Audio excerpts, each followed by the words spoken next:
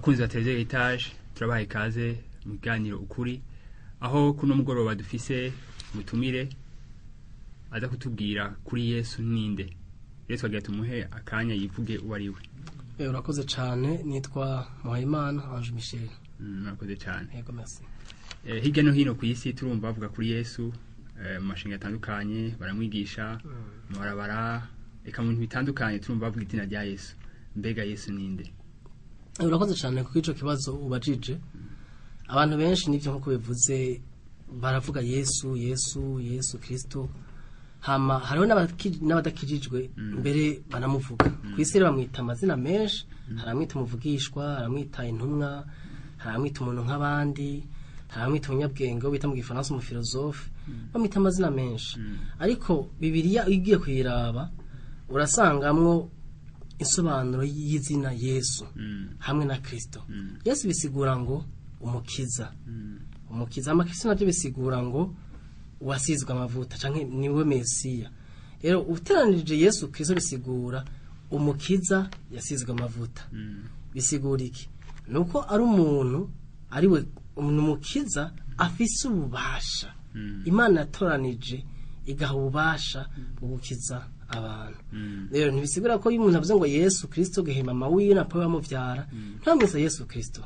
Oya. Yitwa Yesu mbwa ntitwa Kristo. Je tuma bama ariko arabaza ngo tubwire ngo uri Mesiya. Amfe turi wa undi yatoranije gusiga Yesu amavuta ngo aze gukiza abantu. Nico kintu bisigura Yesu Kristo bisigura umukiza yasizwe amavuta bwo ngashobora gukiza abantu. Sinakujya abantu batanga amazina ati Muhayimana Ange Michel sico kimwe. Oya sico kimwe. Sico kimwe muga Muhayimana Ange Michel bifise insiguro. Muhayimana bisigura umuntu yahawe Imana. Ange Michel bisigura Ange ni intumwa, Michel bisigura ubusa n'Imana. Bafise cyo bisigura navyo nyene. Mugabo kuri Yesu Kristo bijanye n'igikogwa ciwe. Urumva jewe nitwa Ange Michel muga sindi mu marayika Mikaeli mwagwana. Izina banka abavyeyi nyene kugira ngo ushobore gutandukana n'abandi. Muga Yesu Kristo ni bijanye n'igikogwa yaronse gukora cyo gukiza abantu. Kuko ico gikogwa aragikore iteza ko yarasizwe amavuta. Cyo tumari we Mesiya canke Kristo. Ibijanye nshasha n'igikogwa. Urakoze cyane. Iyo bivuze ko Yesu ari umwana w'Imana kandi ari Imana, coco mukivuga gute?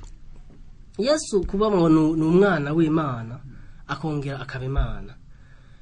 Ni kintu naco nyene kikunda kuzanira abantu benshi. Baravuga ngo Yesu nguvuga ni Imana. Muhamwe mutango n'umwana w'Imana. Ngo ivyo bintu bishoboka gute ari umuntu kandi yabayeho. Hakabaho n'ibintu byinshi by'inyigisho bivuga ngo ntihigeze ngo apfa ngo azuke ngo n'umuntu ngo baramuhambye. Wari n'ibitabo byinshi bisohoka nk'itwa Code de Da Vinci bisohoka bivuga yuko yarafise umugore. Ko yarafise umugore murajya abantu bagendana nawe yitwa Maria Magdalena ko ari umugore wiwe. Baravuga ibintu byinshi bitandukanye kuri Yesu. Mugabo bagaca bahakana ko yapfuye akazuka. Na hari n'inyigisho nyinshi amadini menshi yigisha yuko atigeze apfa yarabayeho mugabo ntiyabambwe ngo apfe ngo azuke. Rero ibyo byose bice biza guhakana ubumana bwiwe. Iyo tuvuze ngo Yesu umwana w'Imana reka tuje muri Bibiliya kuko umuntu wese kugira ngo abeho ari imbuto imuvyara. Jewe ndi Murundi nuko umuvyeyi wanje yambyaye imbuto yari muri we yari Murundi sinavuse ndi muzungu. Iyo umunsi mama wanje avuka ambyara abambe kaca mvuka ndi muzungu avanze bari gushavuga ati yabeshe so umwana wiwe muga navuse ndimwira kubera imbuto yambyaye. Rero imbuto ni ikintu gikomeye cyane. Ni umuntu atetera ibiharage agashimbura amavuka. Ivyo ntibibaho. Reka turabe ngena Yesu muri Bibiliya bavuga yuko yavyawe n'Imana. Kuko Bibiliya niyo nizera, niyo nigisha, niko kuri. Nta muntu yavuga ibintu bitavye mu bikaje muri Bibiliya muri Luka. Luka igice ca mbere, Luka igice ca mbere mu 34 na 35. Luka igice ca mbere 34 havuga ngo Maria abaza umumarayika ati ivyo bizoba bite ko ntaramenya icitwa umugabo. Urumva hani igihe umumarayika yarahejeje kubwira Maria kazovyara umwana mbwa Maria arakiri isugi yarakiri umukobwa kiri inkumi kiri mutonya mugabo ari fiancé canke afise uwo bakundana yitwa Yosefu muga ntibaryamana ntibasambana kuko byaribujijwe n'ivyagezwe naho batabibujijwe n'ivyagezwe ni ibintu bibi. Rero aha tubona Maria ko arabwira umumarayika ati bizogende gute ko ntazi umugabo nzovyara gute. Umurongo wa 36 uvugira ngo umumarayika aramwishura ati mpemu yera azokuzako ubushobozi bw'isumba byose buzogutera igitutu urumva ubushobozi mpemu yera n'ubushobozi mukigira iki ni dunamis c'est une puissance kujya kwa dynamite ubushobozi bw'Imana data bwishobora byose buzoza bukuzeko bugume kuri wewe bugutera igitutu bugume kuri wewe bisiga ko Imana yaramuje akamugumako bugutera igitutu nico gituma uwera mba ntibavuze ngo umuntu asanzwe bavuzemo akantu gakomeye uwera azovuka azokwita umwana w'Imana reka tujye mu Matayo 1:18 kugira ngo bifatanye Matayo 1:18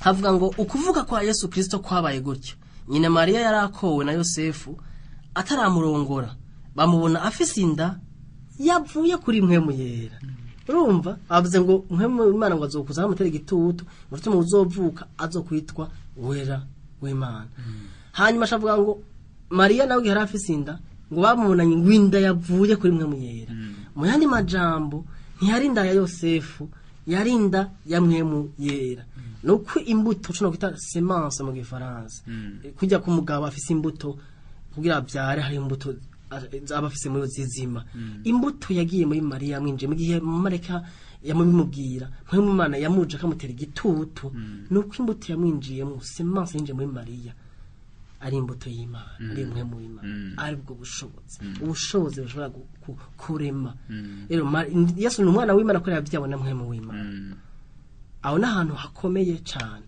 yabyawe n'Imana ko ara mpemu w'Imana yamugiyemo rero ikintu cyose catewe nico kimera mpemu w'Imana cyabyaye ihinduka impemu niko nabiri tubwira ko ibyawe ni mpemu asho ni mpemu w'Imana yabyaye Yesu yagiye muri Mariya kugira Yesu ashobore kuja muri Mariya Imana mandi majambo izi muri Mariya Yesu acavuka ari umwana w'Imana ko ara imbuto yamugiye mwitwa mpemu yera yego ni imbuto itanduye kandi gihavye ngo Yesu n'umwami kandi mukiza hoho bisigurike uvuze ngo Yesu n'umwami kandi n'umukiza ahonye dusa n'abasimbye gatonya tuvuze n'umwana w'Imana Yesu ni n'umwana ni Imana ni Imana kuko kubona ari Imana ikisino sinogena ntakivuze ko cyane ko ndari umwana w'Imana yabyawe n'Imana muga yari Imana ni Imana yigeze umuntu ko narigize umuntu ikintu ndakivuga ko imbere ko mvuga ngo nari Imana ni umwana w'Imana kunyara akaba n'umuntu mu ndi ruhande ni Imana akaba umuntu Imana jana kwijana n'umuntu ijana kwijana mu Imana ijana kwijana nuko yabyawe n'Imana ico nakivuzeko mu muntu ijana kwijana nuko yabyawe n'umuntu yabyawe na Mariya byose byari hamwe yari Imana yigize umuntu ija mu muntu muri Mariya kugira Mariya ashobore kumutura yagize umutumba w'umuntu umubiri ushavura umubiri ruha umubiri usonza umva Yesu bana ari ku isi yararuha yararyama yaranyotegwa yarafungura kujya kw'abandi urabona n'umuntu mugafise imbuto y'Imana umwana muri we cyo tuma rero abantu benshi baravuga yuko mvyekeye by'ubuganga kugira ngo dushobore kubitahura kumbura karonko karore kumvikana mu bya medicine mu baganga baravuga neza yuko umwana iyo ari mu ndanye na wiwe amaraso ya nyina n'amaraso y'umwana abihuriye kubera iki umwana abafise imbuto se ni watanga identity cyangwa abafise amaraso ya se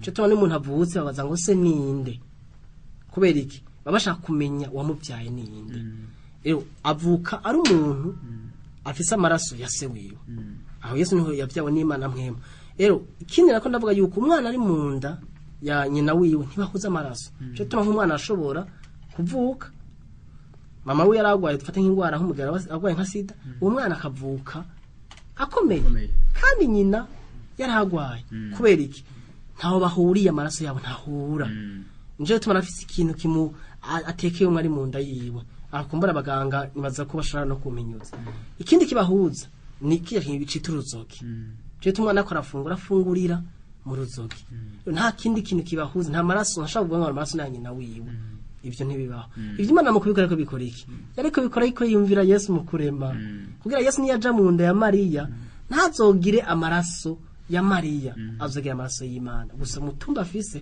ubavuye mu muntu cyo tumari Imana akaba n'umuntu mugabo ku rundi ruhande kuvuga turi imana numva twosoma imirongo mikeya kadusoma imirongo mikeya mu baheburayo igice ca mbere abaheburayo igice ca mbere umurongo wa 3 abaheburayo igice ca mbere umurongo wa 3 mugabo dusubiye inyuma gatonya muri Yohani 14:8 n'uw'icumi turabona Yesu ari kumwe n'intumwa ziwe ariko azibwire bigira mushike n'ibindi bitandukanye turabona Toma abwe ngiye kwa data kwategurira ikibanza Toma aravuga ati mbwira twerekeze raba ati Toma watwagendane nturakaruha umenya nturamenya ko je ndi muri data ndatari muri jewe ati je na data turi umwe ndabona babiri batandukanye ico kiragaza ko Yesu yari Imana mugabo abantu shira bagora kumva kwavuga ati umuntu kaba Imana gute ko yavyabo ni namwe mu Imana hama muhebura icambere mu 3 havuga ngo abango uwo kuko ari gukayangana kubwiza bwayo n'ishusho y'akameremere kayo kandi ashigikiza byose n'ijambo ry'ubushobozi bwiwe ahajije gushiraho umuhagiro w'ivyaha abyagira iburyo bw'icubahiro c'ubwami bwo mwijuru aha bakojeje amajambo abiri bavuze ngo n'ishusho ngo gukayangana kubwiza bwayo aha nabango n'ishusho yakamemere kayo mu gifaransa bivuga neza aha bavuga ngo ni gukayangana kubwiza bwayo ngo c'est le reflet de sa gloire le reflet ni hakujya gufata ikiyo hari umushwarara w'izuba ugashofata ikiyo ugashokirabisha kuzuba uwo mushwarara wakubise kuzuba ucugenda ku rundi ruhande urumva mwandi majambo ubwiza bw'Imana cyangwa ubumana buri mu Mana data bukubita muri Yesu tubonye Yesu tubona ubwiza bw'ico tumenye Imana ko ari Imana nimba igihe Yesu yagenda hajya yari Imana ikiragenda ni rete le reflet de sa gloire yari ishusho y'ubwiza bwiwe nje ituma biri tubwira muri ko ntoka ba 2:18 ngo nguko twihweza mu gifasaza contemple twese tuyihweza cyane tugatamarira ngo ubwiza bwiwe tuva mu bwiza tuja mu bundi urumva mani majambo tuva muri bwa bwiza busanzwe bwacu tugenda muri bwa bwiza bw'Imana buri muri Yesu Kristo tubutamarira gute tumutamarira mu kumenya ijambo ryiwe mu kumenya nico turi muri we kuko ari jambo nawe Yesu ni jambo rera parole ni jambo Kristo rero tumumuraba cha tumukamwiheza amaso tugenda turahingurwa dusa nawe urumva ni we le reflet de sa gloire ni we shusho y'ubwiza bwiwe giye ko agenda hajya mu Yerusalemu mu bike bikapernaum n'ahandi cyo tuma Yesu bamubona bakamutamarira abantu bagahata ibikorwa byabo bagava dufata ikapernaum bakamukurikira bahevye imirima bahevye inka bahevye indogobwa bakigwa inyuma yiwe ibintu ibihumbi n'ibihumbi no kamukurikira ko yafise ibitangaza no kamukurikira kubera azi kwigisha cyane kubera bwari ubwiza bw'Imana kumuba hafi harimo umugisha muri kino tubise muri kino gihe nk'iki cy'ubunyi ko umubwiye ngo baramukurikira bagaheba byose bakamukurikira bakamuraba ubwiza bwiwe uno munsi hoho abariko baragukurikirana ni gute ushobora kubaha inyishu kuvyekeye kuguma bamuraba afite kuvuga ngo kumubwira bamuraba nabiri tubwiye ngo nuko muhanga amaso yanyu Yesu Kristo ngo ari batanguje kwezera kwanyu kandi bazogusozera kumuhanga amaso sovuga ngo umuntu magarajya ngo ndamurabe ni kuba mu ijambo ryiyo Chacha ni guhishurirwa Yesu. Chacha tubwira ngo muhanga amaso yanyu mashiye kuvyo ngaha kwisi abakorosayi 3. Ngo nimushira amaso yanyu ku bintu byo ngaha kwisi. Ibyo ngaha kwisi ni ibintu bibihera. Kama bisanzwe ubuzima systeme y'isene twigisha itugisha kwiruka inyuma y'ibintu. Urukore urumwa amafaranga urabona utunge. Ariko birasi kwitubwira. Bitwe ngo muhanga amaso kubiri hijoro. Ngiyo kristari.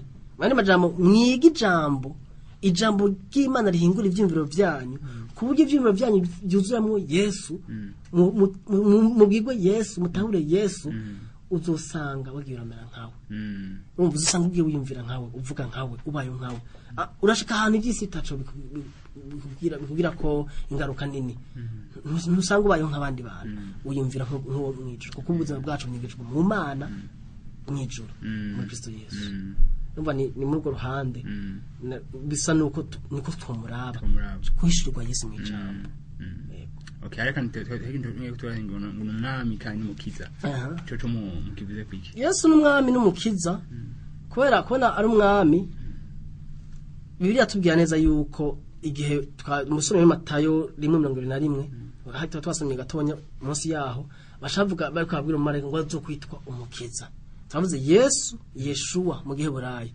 bisigura umukiza no mukiza ukiza abantu urupfu rwe bidashira nishaje gukora Yesu Kristo. Adamu yaduteye urupfu, ariko Kristo yaje kudusubiza ubuzima, yaje kudukiza ishaka tugize abaja. Bashaka tuvuga ngo yaje kudukiza ngo icaha, ibyo nivyo yaje kudukiza ubasha bw'icaha, ico Adamu yakoze yaje kudukwicishirako akidukuramo. Ariko ikintu gikomeye cyane yaje kudukiza n'urupfu, kuko icaha cahaye urupfu kuganza imitima. Mvuze urupfu no gutahura sura urupfu rwo ku mubiri, kuko hari ubwoko butandukanye bw'imvu. Bibiliya avuga ubwoko nka butatu bw'imvu. Hari urupfu rwo mu mpemu. Ngo rumeze gute? Ubwonye rwatanye na Adamu igihe yacumura, akaza kugita cyo kumenya kibi n'iciza, yarapfuye mu mpemu. Impemu yiwe irapfa, ubuzima bwawe muri we burapfa, burahava. Aba umuntu atandukanye n'Imana, ari kure y'Imana. Ubwo ni urupfu abantu bose bavuka muri Adamu baba bafise. Hanyuma akaba n'urupfu rwo mu mpemu, urutera urupfu rwo mu mubiri. Umuntu wese ari kwisa arapfa, abyemera atabyemera arapfa. Kandi twese turabizi mu bose barapfa. Hakaba n'urupfu rw'ibihe bidashira, ariko birivwa mu gutabwa muri Gehinomu. Ubwonye rujamwe abantu batizeye Yesu umwami n'umukiza. Rero Yesu cyaje gukora, yaje gufata ca kintu cyarabaye mu mpemu ya Adamu, nico yaje gukiza abantu, kugira ngo nibamwizera ntibasubire kubaho mu rupfu, babeho mu buzima. Cyo turavuze ngo unyizera wese abavuye mu rupfu abashitse mu buzima. Rero urumva yaje kudukiza urupfu, ibyaha arabitubabarira. Uganire n'abantu benshi, genda umuntu nigisha ahantu hatandukanye.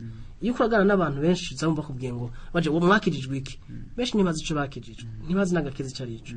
Dukizwa urubanza rwe bidasha, dukizwa urwo rupfu Adamu yaduteye, tukakira ubuzima, imbabazi z'ibyaha zikatubaka ku buzima bwacu. Cyo umuntu akijijwe, abakirijwe urupfu, abakijije condemnation, canke gutabwa muri Gehinomu rw'urupfu rwa gatatu navuga, akaba yakira imbabazi z'ibyaha, Imana bicumara nk'umugororotsi.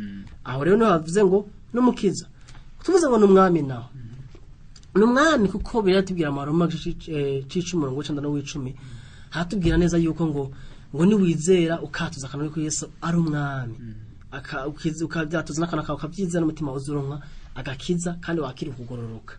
Urumva rero ku mwami sigura ko n'umuntu aganje, kuganza aganje akarere, kankoresha ijambo gitwa domaine. Muco ngeze bavuga neza ni kingdom. King domaine, c'est un domaine d'un roi, ni akarere umwami aganjemo. Urumva Yesu rero n'umwami, n'umwami ibintu byose kwisi, aganje ibintu byose n'umwami. Mugacana cyane ubwami bwiwe, si ubwami bwo ngaha kwisi. Nje tumugihe ari ngaha kwisi, abantu benshi baramwirusa inyuma mukurikira. Na Yuda yamubambye arazi ngo azava umwami. N'igihe yaje Yerusalemu bamukomeye ngo bari bazi ngo n'umwami aje mu bwami bwa Dawidi, kuko Imana yasezeranye ubwami Dawidi bw'ibihe bidashira. Muga ntakimubwira ubwami bwo ngaha kwisi, akimubwira ubwami bw'ijuru canke ubwami bw'Imana, aho Kristo abizeye bose bakamwizera ko yabapfiriye, akabazukira, akabaha ubuzima bwiwe, akabahindukira ubuzima, bava mu rupfu bagashika mu bugingo. Wizeye uva mu rupfu ukaja mu bugingo. Hari abantu bavuga ngo turizera Yesu uhindushike mu bwami, ngo tukaguma mu muryango witwa Yesu, ariko sivyo.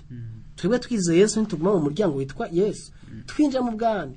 Abakolosayi 1:12-13 bavuga ngo atuvanye mu bwami, yaratukwimira tuvana mu bwami bw'umwiza, ubwami bwa Satani. Abadakijijwe bari muri ubwo bwami, batarizera agakiza ngo bamuhake Yesu umwana w'umukiza.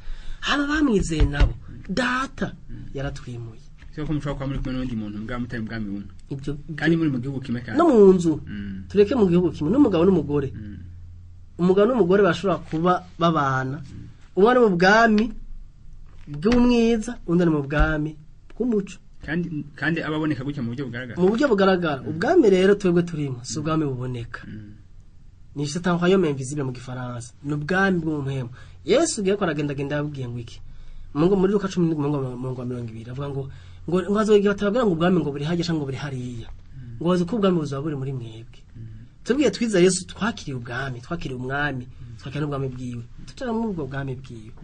Kandi bigaje tubwiye ngo turabami n'abaherezi, fina abami mu ubwo bwami, kuko ari umwami yaduhaye kuganza dominion, ububasha n'ubushobozi.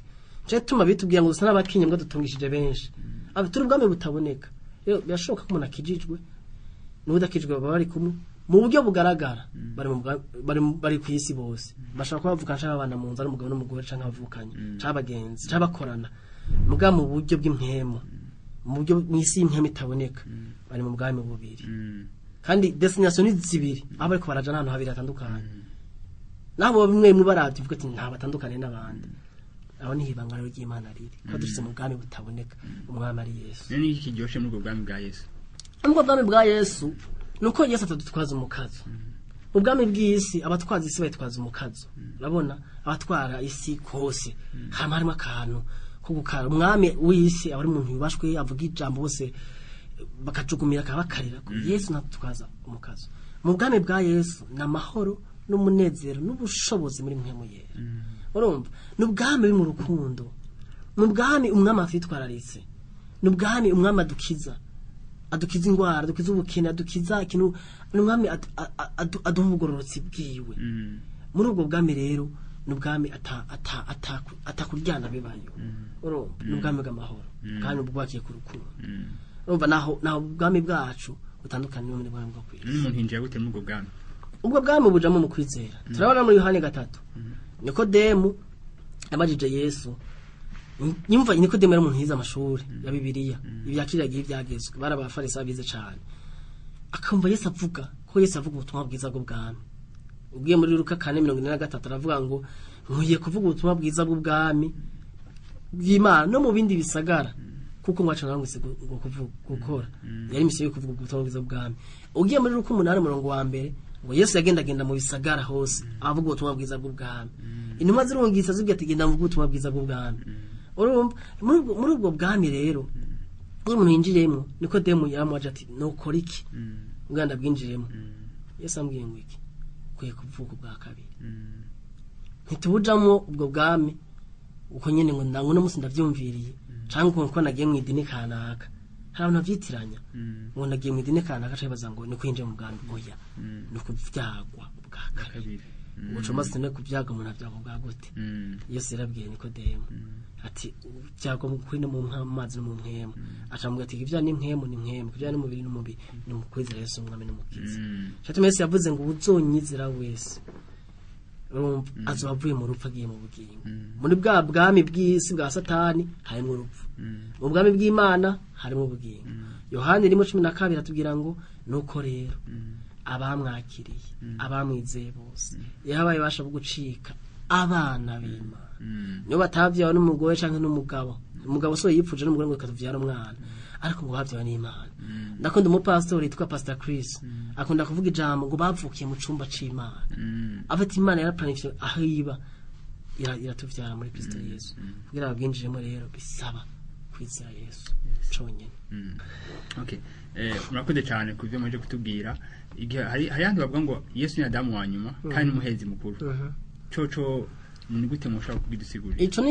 ikintu kinini yenya mugabo reka mvuge mu majambo magufi burya twavuze ko Adamu arazanye ikibazo Adamu bisigura ubufise ubuzima muri we cyangwa utanga ubugingo cyangwa l'humanité mu gifaransa bisigura yuko muri Adamu ni Imana yabona ko abantu bose bazobaho Imana yamurema yari muhaye ubuzima muri kugira ngo azovyara guhe anondokisi kwisi abantu baragenda baravuga benshi ngo Adamu ngisha yakoze ngo ngo basambanye na Eva ico ni inyigisho z'ibinyoma ibyo sivyo kubera Imana yari yabahezagiye nk'umugabo n'umugore babane bavyare barondoke Adamu wa mbere yatuzaniye urupfu Abikorinto ba mbere 15 twasoma kumva ko umwanya ari muto Abikorinto ba mbere 15 22 no 45 havuga ngo kuki Adamu wa mbere yandukije abantu bose gupfa ngo niko no muri Kristo bose baronka ubuzima hanyuma shavuga ngo Adamu wa mbere muri 45 1:15 yabaye yatabaye utanga ubugingo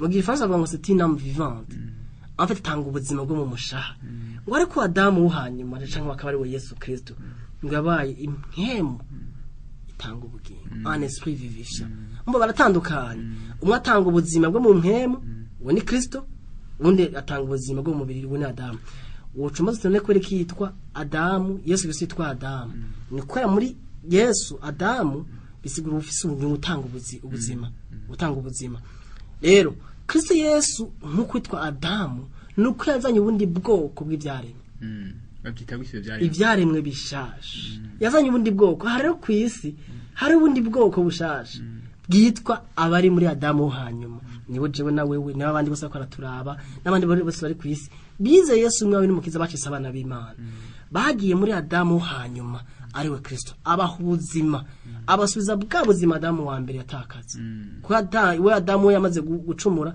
yabaye umuntu abyara abantu bafise ubuzima bwo mushaha akubwo mu muhemu bwapfu Kristo Yesu yaje kunagura kimwe Adamu yatakaje ikibirengeye Adamu yarakeneye kurya ku giti c'ubugingo kugira ngo ashobore kugumaho ibihe bidashira Kristo twaramureka ibihe bidashira nk'umuherezi rero naco numuherezi imisezerano rya kera imisezerano rya kera hariho imiryango 12 mu Banyisirayeli hakabaho umuryango w'Abalewi uw'Imana yarawutoranije kugira ngo uwo muryango uzokora igikorwa c'ubuherezi utanga ibimazi mu ihema ry'ibonaniro rero uwo muryango muri bo harimo umuherezi mukuru atwara abaherezi bandi ku mwaka agatanga ibimazi ahera kugira ngo Abanyisirayeli igihe bakoze ibyaha kuko ku munsi batanga ibimazi by'ibyaha bakoze bitandukanye ku mwaka umuherezi mukuru yamagenda gutanga ibimazi bibibutsa ibyaha bakoze niko biri tubwira kugira ngo atanga hamemana bababarira uwo muherezi kandi yarapfa bagatora uwundi mundi muryango gutyo bamara imiryango batoramo ariko acahaza umuherezi umwitwa Yesu Kristo ataje gutanga ibimazi by'amaraso n'impene n'intama n'inuma n'ibindi cyane n'iminyota nko biri tubwira mu Baheburayo igice c'indwi ariko aje gutanga ikimazi c'umubiri wiwe kandi ikimazi aje gutanga cari ikimazi c'intapfa ikimazi c'ibihe bidashira kugira ngo uzomwizera wese ahinduke umugororotsi ahinduke utunganye ahinduke wababariwe ahinduke uwemewe n'Imana tutuma bitubwira ngo ibyaha byabo sinzovyibuka ukundi ukandi ngo ntiyaje gutanga ikimazi nkuko bamabikora buri mwaka ariko yaje atanga ikimazi ciwe bituma ngo avuga ngo data ngo hendaje je gukora ubuhombe bwawe ngo ibimazi ngo by'impene n'intama wose byaguhimbaye ngo ariko wanteguriye tima préparer encore wanteguriye umubiri uwo mubiri wa Kristo Yesu yarawutanze kugira ngo abo muherezi bedesha adutuma tukemera imbere y'Imana umuherezi mukuru yari umuntu asuhuza Imana n'abantu aserukira imbere y'Imana n'abantu igihe gutanga ikimazi akimanika mwemere kemesho kimazi igushosi cyaba cemewe igihe hagiye agapfira ko nawe atitunganje neza igushosi cyaba kigeze ikibazo Kristo Yesu rero yagiye aduserukira imbere y'Imana mudumuriza umuherezi mukuru mu buryo bwa Melkisedeki amen nkuko nako ndabakurikirana ndabumviriza numvise ko ikintu cyagikomesha Imana kidukoreye ni kuduha umwana wayo kugira ngo adupfire amazuke amaduha ubuzima bwiwe kandi kinacu nabonye bavye ngo turi hanga rishasha turi byari mu bishasha byerekana ko atari mu buryo bw'umubiri ariko ko umuntu usumubiri ariko ni mpemu ni mu buryo bw'impemu hari abantu ariko adukurikirana kumbonesha kure bavuga ati nanje vuma ndashaka kwakira ubwo buzima mpinduka cyane mu gishasha ushobora kubafasha cyo kintu babwira abantu bako adukurikirana cyane ko ndabwira abantu Yesu yarabakijije abantu bako adukurikira naho utavyizera yaragupfiriye yatanze ubuzima bwiwe ica gusaba ni ikintu kimwe gusa agusaba kutahura kuri umunyabyaha ko imbabazi z'ibyaha kandi zisanzwe zihari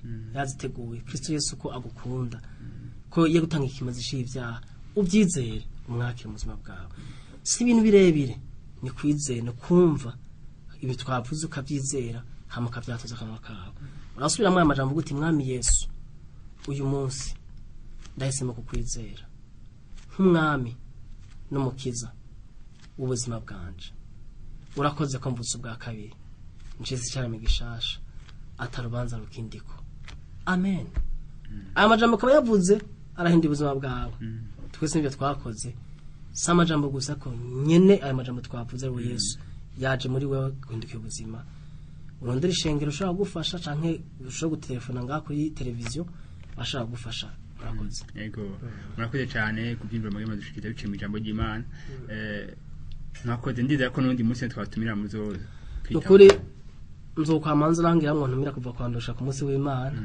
kuko mu vy'Imana hamagara no kwigisha ijambo ry'Imana mu biro wa Kristo muri rusange rero ndashimye ko namwanyumviriye ko Imana yabakoreye mu mukantumira niza yuko abantu bahico bakuyemo kandi kubico baraca Imana yego murakoze cyane mwebwe bakunze batebe etage tubashimiye cyane kona mwumvise ibyo Yesu yabakoreye igituma yaje kubganyu ndazi yuko bo batanguye no rugendo Yesu muzobana ari muri wewe kandi azobana yagushikira ku munsi murakoze cyane ndavuga ngo mungo zanyaho muri mwana yamuhezagirwa mutahura cyane ibyerekeye ubwami bw'Imana murakoze